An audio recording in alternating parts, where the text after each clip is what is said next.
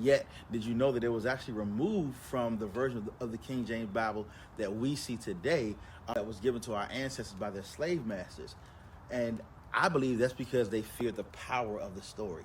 But again, tonight's the first night of Hanukkah, so I want to dive a little bit into this tale and show what it means for me as a black entrepreneur. Because, entrepreneurship, as you all know, is my revolution. It's my fight for liberty.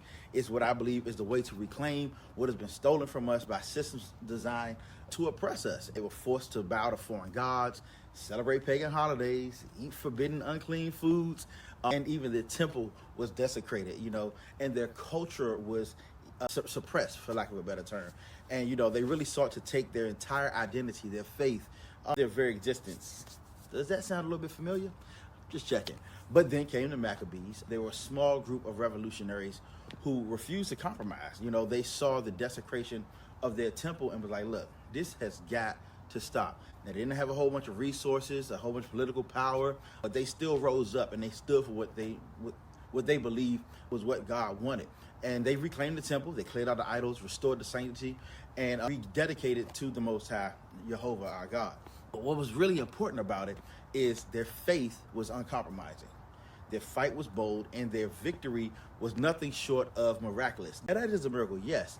But for me, I believe that the real miracle that happened was their audacity to stand up against an empire to reclaim what was actually theirs, their identity, what it is. Are we not as a people also facing systems that seem to be designed to oppress us, to deny us our independence, our wealth, our legacy, even our identity, right?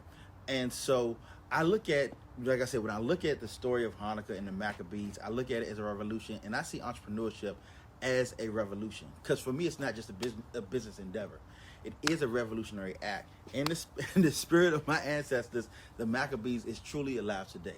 Because look here, when you start a business, especially when you decide to go full time, you're declaring your independence.